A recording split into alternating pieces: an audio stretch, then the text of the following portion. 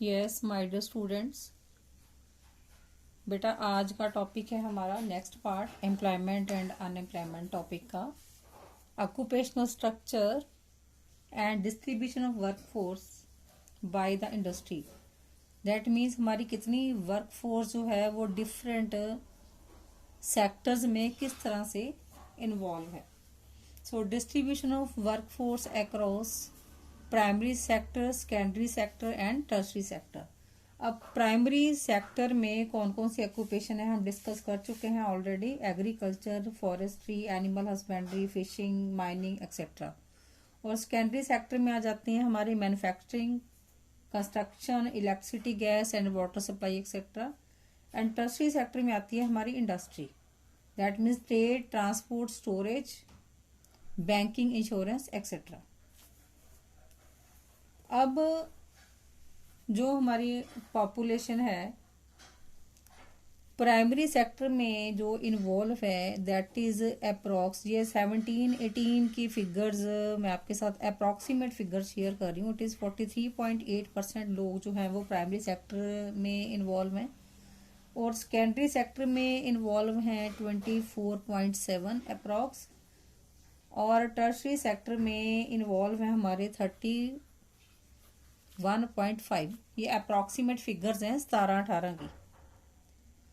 तो हम इसमें देख रहे हैं कि एज कंपेयर्ड अगर हम कंपैरिजन करें तो हमारी ज़्यादा जो वर्क फोर्स है, जो काम करने वाले लोग हैं, वो कौन सी ऑक्यूपेशन में इन्वॉल्व हैं 17-18 में प्राइमरी सेक्टर में। अब प्राइमरी सेक्टर में हमने जो लास्ट वीडियो में पढ़ा कि जो प्रोडक्टिविटी लेवल है वो लोगों का लो है और जिसकी वजह से अर्निंग भी लो है प्राइमरी सेक्टर में, और जीडीपी को ये ज़्यादा कंट्रीब्यूशन भी नहीं देता प्राइमरी सेक्टर।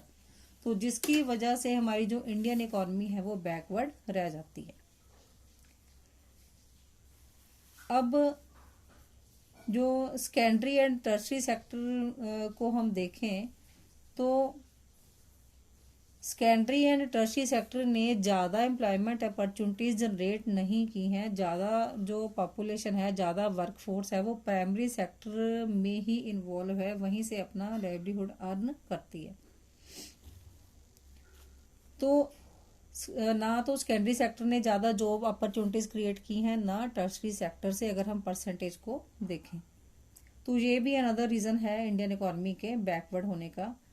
अब अगर हम दोनों को कंपेयर करें secondary sector and tertiary sector, तो एज कंपेयर जो टर्शरी सेक्टर है इसने फिर भी प्रोग्रेस किया है as compare to secondary sector.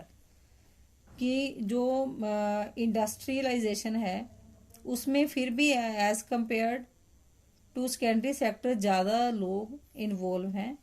लेकिन हम बाकी डेवलप्ड इकोनॉमीज़ को देखें तो इंडस्ट्रीज़ की डेवलपमेंट की वजह से इकोनॉमी डेवलप्ड हो पाई हैं, लेकिन हमारी कंट्री में अभी इंडस्ट्री जो है इतनी डेवलप नहीं हुई कि वर्क फोर्स वहाँ पे एंगेज हो सके। तो ये है कि वर्क फोर्स डिफरेंट सेक्टर्स में किस तरीके से इन्वॉल्व है। Then next story is about distribution of rural urban work force. That means rural urban workforce primary sector में कितनी है, सेकेंडरी में कितनी है और टर्शरी में कितनी है। ये भी हम 17-18 की फिगर्स, ये मैं रूरल वर्कफोर्स और अर्बन वर्कफोर्स का यहाँ पर मैं डाटा बना देती हूँ। 17-18 की फिगर्स हम ले रहे हैं। तो प्राइमरी सेक्टर में रूरल में है 58.5% और इधर है हमारी as compare to urban, as compare to rural, urban में है 77.8%, कितनी कम है रूरल के कंपैरेटिवली। देन उसके बाद सेकेंडरी सेक्टर रूरल में है 19.5% और अर्बन में है 28.9%, और टर्शरी सेक्टर में है हमारी रूरल वर्कफोर्स 22% अप्रॉक्स और अर्बन में है हमारी 63.3%. So these are the figures of 17-18 data. अब हम 17-18 के फिगर्स के अकॉर्डिंगली कि जो अर्बन एरियाज में रहने वाले लोग हैं वो ज़्यादातर सेकेंडरी और टर्शरी में इन्वॉल्व हैं एज कंपेयर टू एग्रीकल्चर, जबकि रूरल एरिया में प्राइमरी सेक्टर में कितने हैं 58.5%। सो जो टर्शरी सेक्टर है अर्बन एरियाज में अगर हम देखें तो प्राइमरी सेक्टर में कम है वर्कफोर्स, उससे ज़्यादा सेकेंडरी सेक्टर में और सबसे ज़्यादा किस में है tertiary sector. That means industries की डेवलपमेंट अर्बन सेक्टर में ज़्यादा है as compare to rural sector.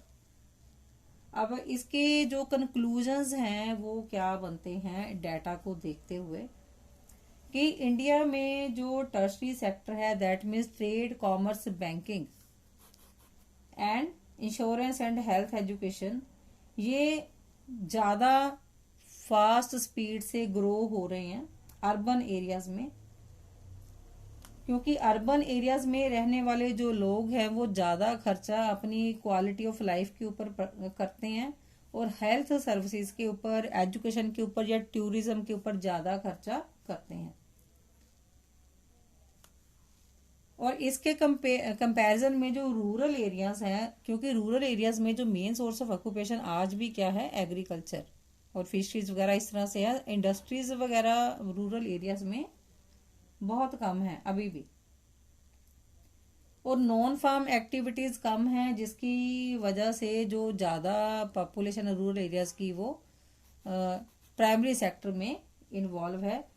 और मोर ओवर जो लोग हैं वो एक जगह से दूसरी जगह रूरल एरियाज से अर्बन एरियाज में शिफ्ट भी नहीं होना चाहते, तो जिसकी वजह से जो रूरल एरियाज में जो ग्रोथ है वो कम देखी गई है इंडस्ट्रीज में as compare to urban areas.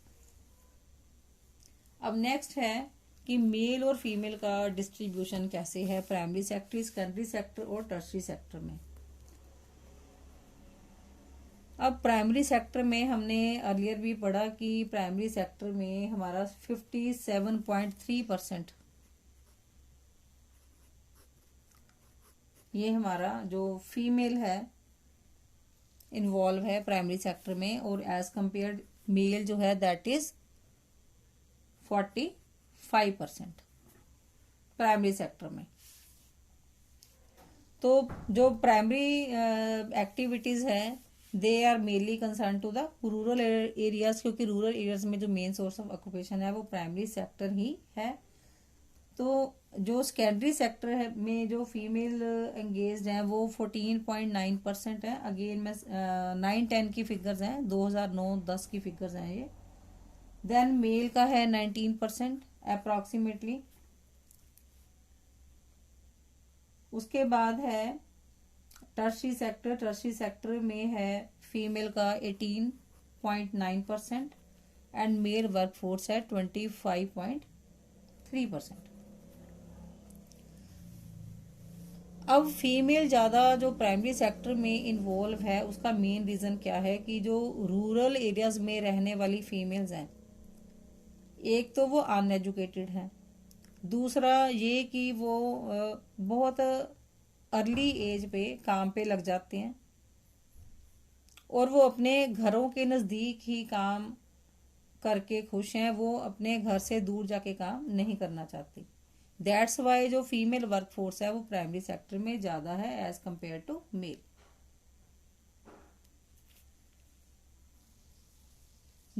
Next ये भी है कि जो नॉन फार्म एक्टिविटीज़ हैं वो रूरल एरियाज में कम है, तो जिसकी वजह से सेकेंडरी सेक्टर और टर्शरी सेक्टर में जो हमारी कम वर्कफोर्स इन्वॉल्व है। So these are the major reasons hair.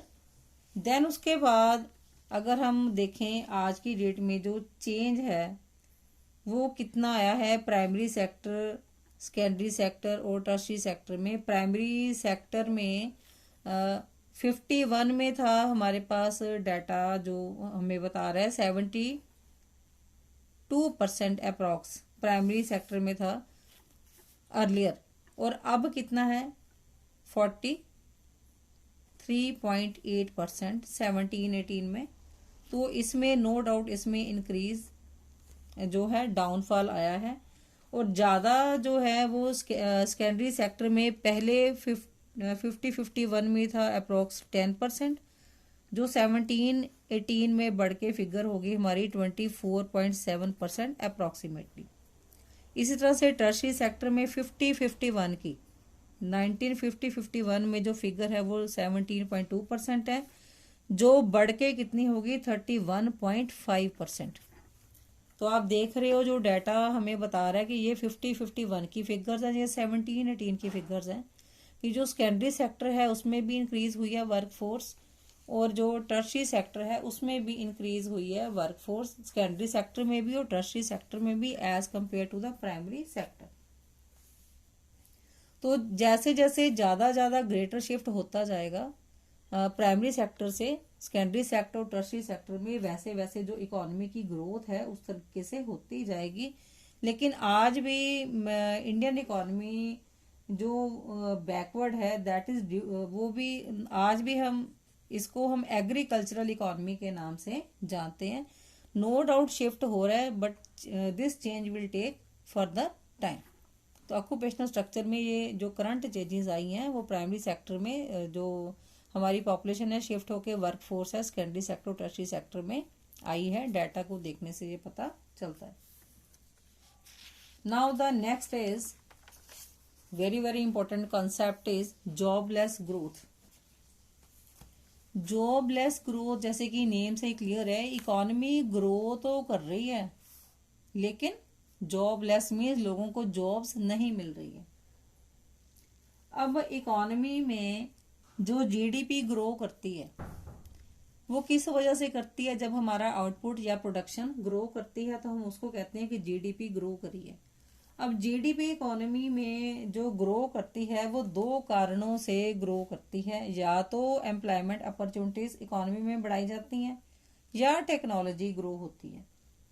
लेकिन इंडिया में जो ग्रोथ हो रही है वो थ्रू बेटर टेक्नोलॉजी हो रही है कि टेक्नोलॉजी रेज हुई है नो डाउट, लेकिन उससे क्या हुआ कि जो एम्प्लॉयमेंट अपॉर्चुनिटीज हैं वो हम ज़्यादा जनरेट नहीं कर पाए। तो without raising employment opportunities growth हुई है, इसको हम क्या कहते हैं? Jobless growth.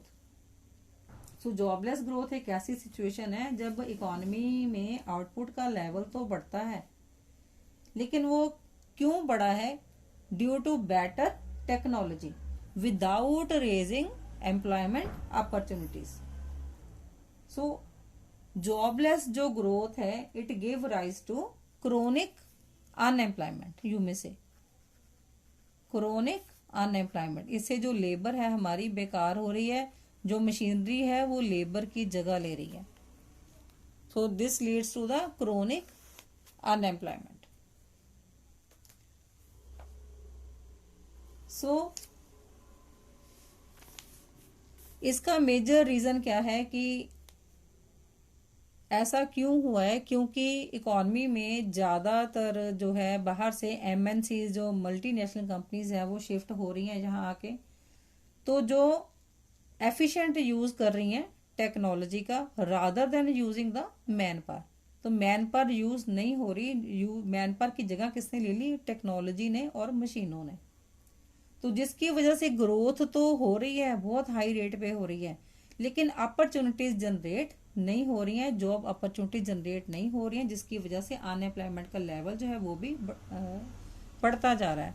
अब जीडीपी की जो ग्रोथ अगर हम देखें वो 3.6 से 8% हुई है 51 टू 2000 के अंदर। अर्लियर इट वाज 3.6%, अब नाउ जो जीडीपी की ग्रोथ है वो कितनी है? It is 8%। और इसके कंपैरेटिवली जो एम्प्लॉयमेंट है पहले 1.5% थी, अब डिक्लाइन होके कितनी हो गई है? 1%। Now the next concept is casualisation and informalisation. क्या है? Now what is casualisation? Casualisation means वो सिचुएशन कि जब इकोनॉमी में कैजुअल वर्कर्स मीन्स जिसको हम हायर करते हैं जरूरत पड़ने पर, तो उस तरह की वर्कफोर्स जो है वो इंक्रीज हो जाती है उसको हम कहते हैं कैजुअलाइजेशन। तो इसका भी डाटा आपकी बुक में गिवन है, बहुत ज़्यादा डाटा डिटेल में इसकी करने की ज़रूरत नहीं है। सिर्फ एक आप ट्रेडिशनल फिगर उठा सकते हो स्टार्टिंग की, और एक लास्ट वाली जो भी आपकी बुक्स में अवेलेबल है, तो वो आप अपनी बुक से कर सकते हैं।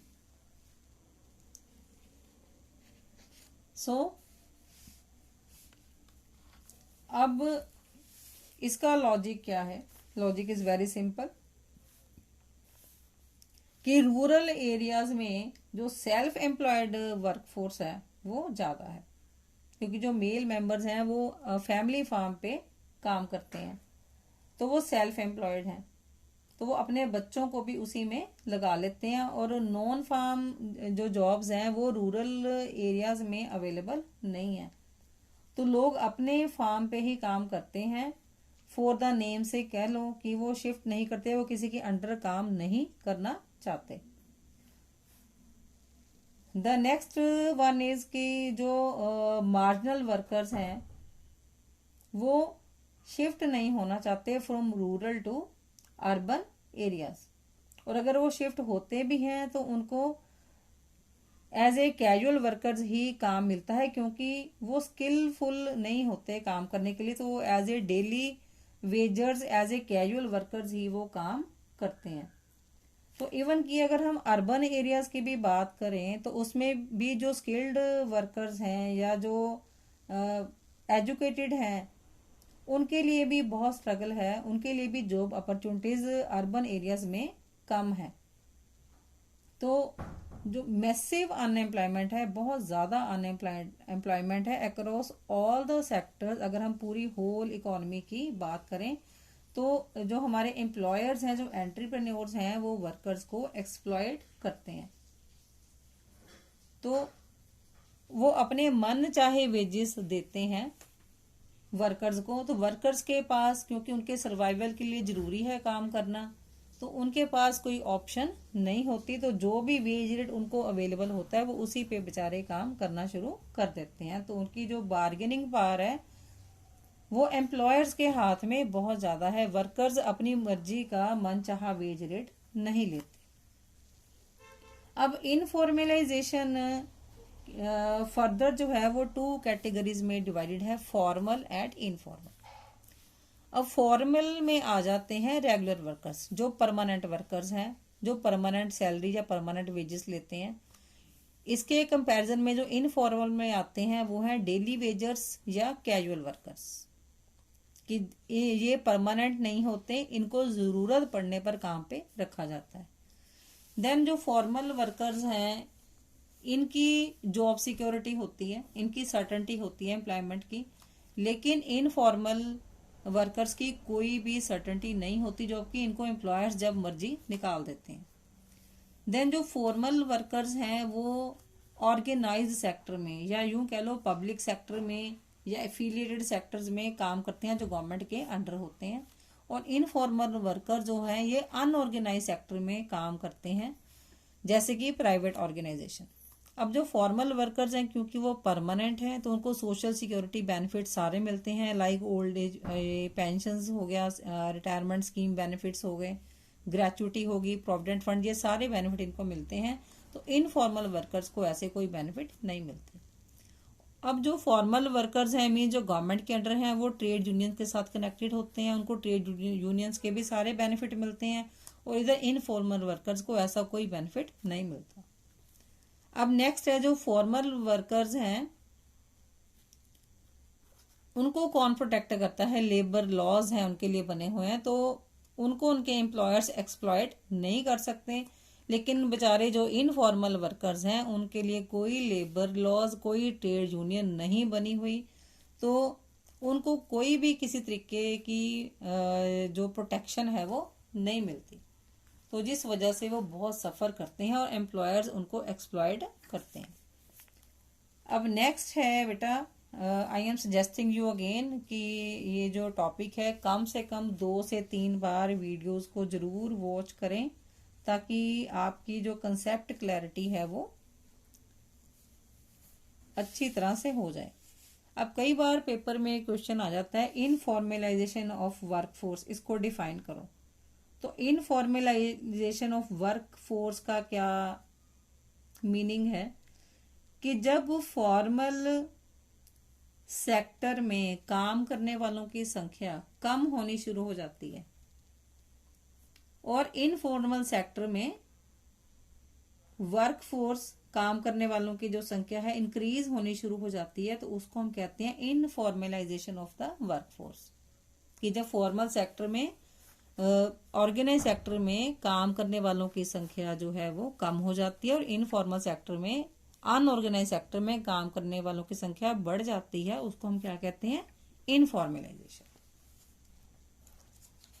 अब नाउ नेक्स्ट है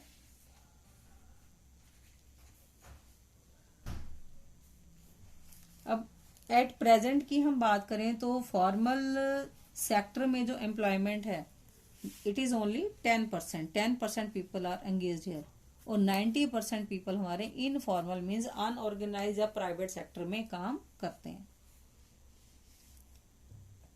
अब नेक्स्ट कैटेगरी है हमारी division of rural and urban unemployment. अब रूरल अनएम्प्लॉयमेंट जो है अगेन ये 2 पार्ट्स में डिवाइडेड है, डिस्गाइज्ड एंड सीजनल। डिस्गाइज्ड को हम कहते हैं हिंदी में छिपी हुई बेरोजगारी। तो डिस्गाइज्ड अनएम्प्लॉयमेंट हम उसको कहते हैं कि जब एक प्रोडक्शन एक्टिविटी में हमें उतने नंबर ऑफ वर्कर्स की जरूरत नहीं लेकिन उससे ज्यादा लगे हुए हैं,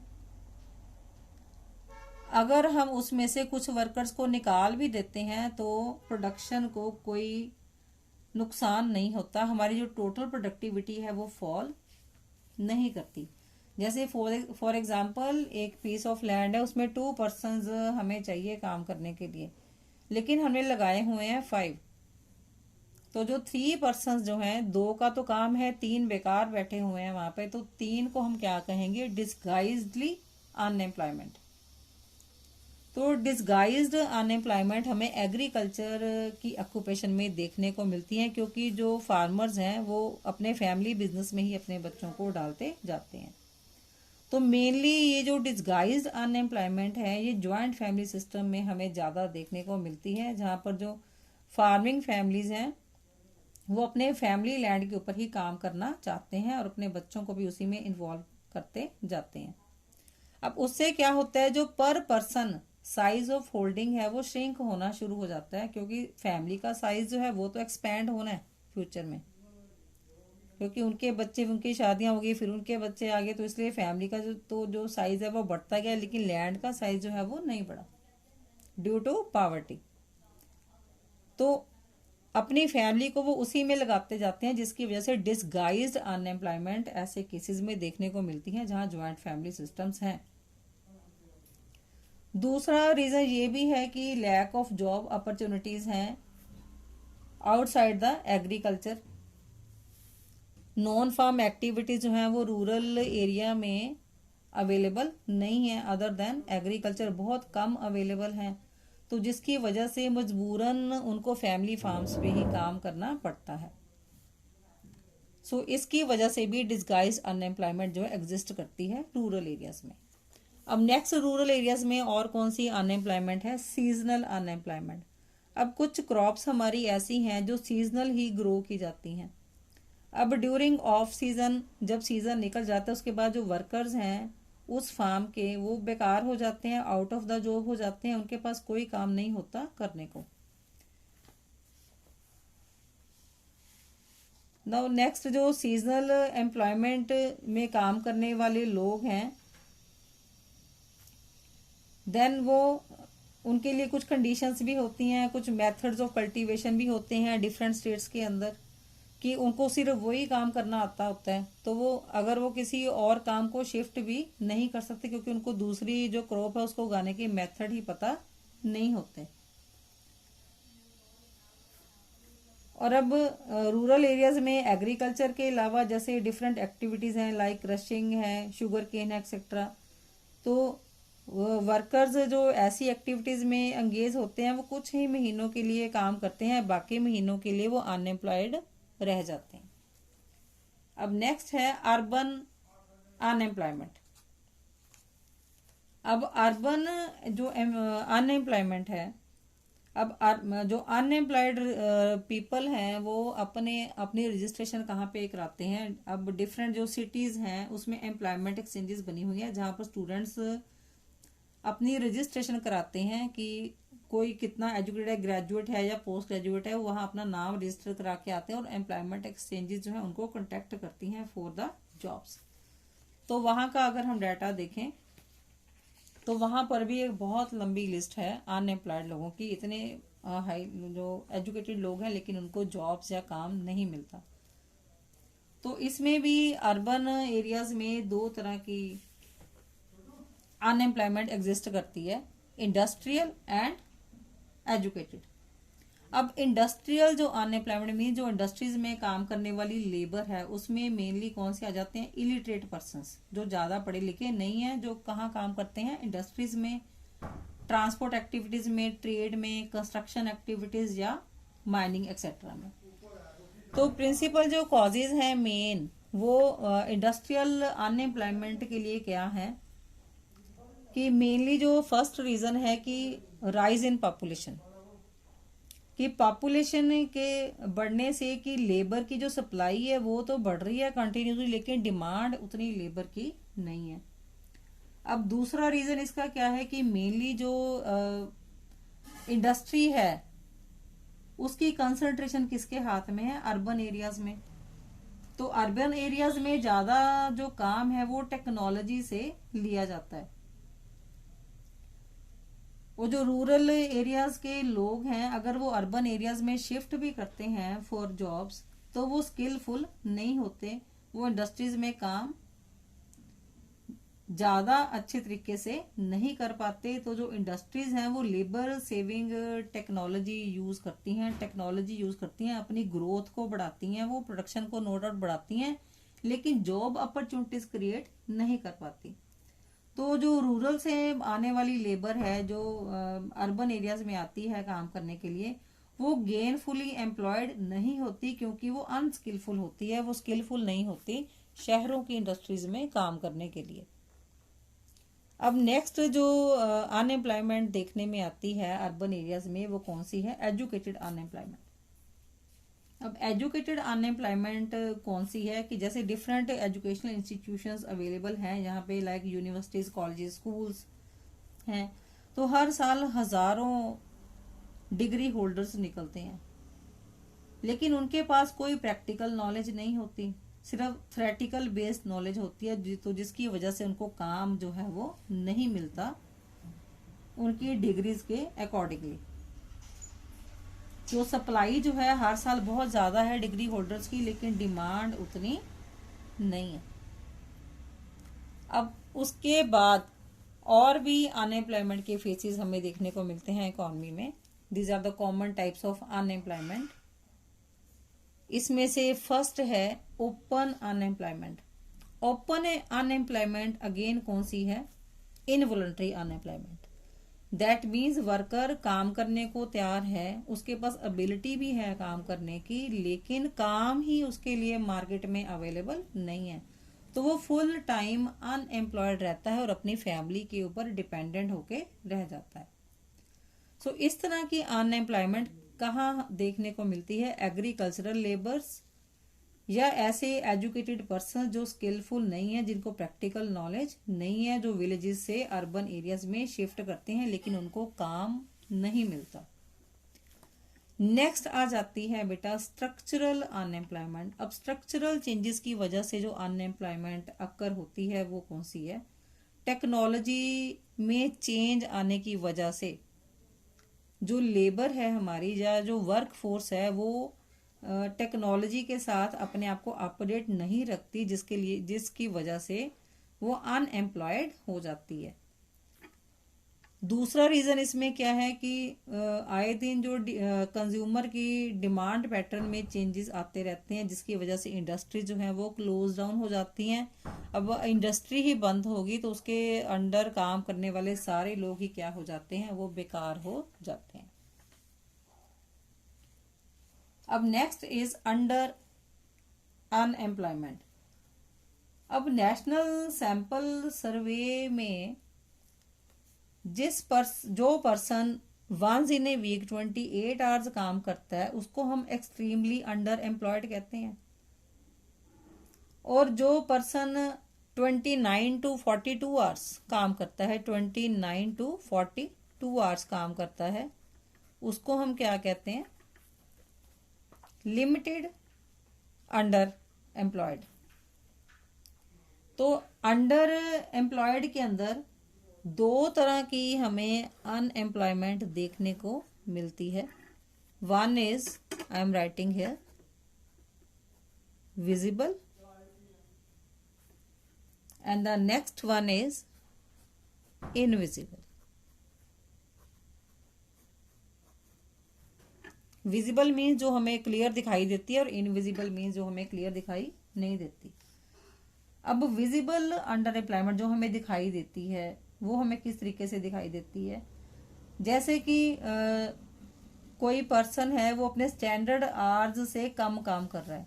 जैसे एक पर्सन का जो स्टैंडर्ड है वो कितना है इंडिया में काम करने का, दैट इज 8 आवर्स, लेकिन उसको काम सिर्फ 4 घंटे के लिए मिला, तो बाकी के 4 घंटे के लिए वो बेकार हो गया।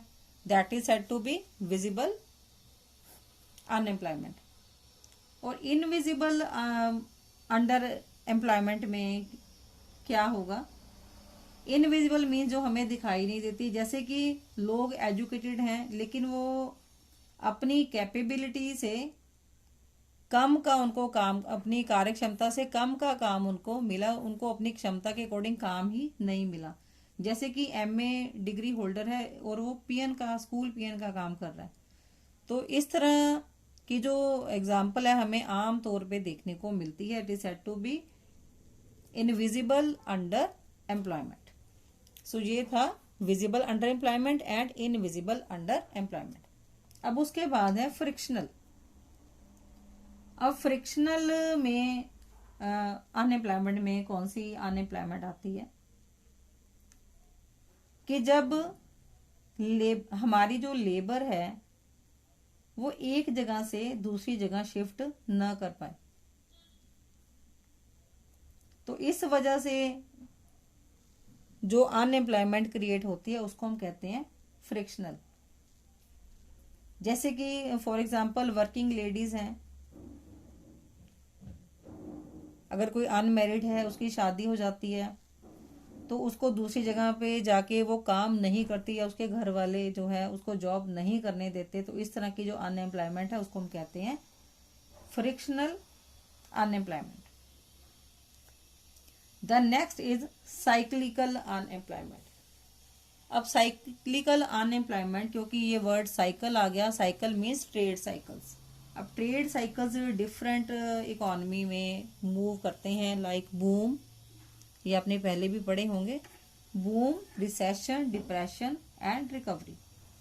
अब बूम वो पीरियड होता है जिसमें इकोनॉमिक एक्टिविटी का लेवल बहुत हाई होता है, मीन्स बायर्स भी हैं इकोनॉमी में, सेलर्स भी हैं, हर चीज़ जो है पूरी स्विंग पे चल रही है और हाई डिग्री ऑफ उस तब क्या होगा इकोनॉमी में, high degree of employment opportunities उस टाइम पे जनरेट होती हैं। अब नेक्स्ट जो फेज होता है वो रिसेशन का। रिसेशन में इकोनॉमी में लिक्विडिटी की कमी होती है। जैसे आजकल जो जब लॉकडाउन हमारा स्टार्ट हुआ था तब हमें रिसेशन का पीरियड एकदम से फेस करना पड़ा, जिसमें जो फैक्ट्रीज बंद हो गई कितनी, तो प्रोडक्शन जो है उसकी वो स्लो डाउन हो गई, कितने यूनिट्स बंद हो गए, तो उससे क्या होगा, उनके नीचे जो काम करने वाली लेबर है वो भी बेकार हो गई, तो एम्प्लॉयमेंट अपॉर्चुनिटीज ये अनएम्प्लॉयमेंट में कन्वर्ट हो गई। देन उसके बाद डिप्रेशन का फेस आता है। डिप्रेशन के फेस में क्या होता है कि एग्रीगेट डिमांड जो है वो डिक्लाइन होती है, क्योंकि लोगों के पास पैसा ही नहीं होता खरीदने के लिए चीज़ें, तो इसकी वजह से भी आउटपुट जो है, क्योंकि जब इकोनॉमी में डिमांड ही नहीं आएगी तो प्रोड्यूसर आउटपुट प्रोड्यूस नहीं करेगा, आउटपुट प्रोड्यूस नहीं करेगा तो वो एम्प्लॉयमेंट अपॉर्चुनिटीज भी जनरेट नहीं कर पाएगा। देन उसके बाद रिकवरी का फेस आता है। रिकवरी का फेस वो फेस है जब इकोनॉमी धीरे धीरे उठना शुरू करती है, धीरे धीरे आउटपुट इंक्रीज होना शुरू होता है, एग्रीगेट डिमांड इंक्रीज होनी शुरू होती है।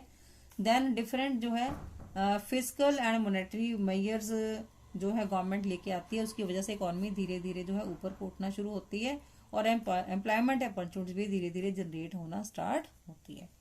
सो आज का वीडियो थोड़ा लेंथी हो गया, तो वीडियो को ज़रूर 2 से 3 बार ज़रूर वॉच करें, क्योंकि सुनने से चीज़ें जल्दी लर्न होती हैं. So go through all the videos properly and note down the important points. Thanks for patient listening.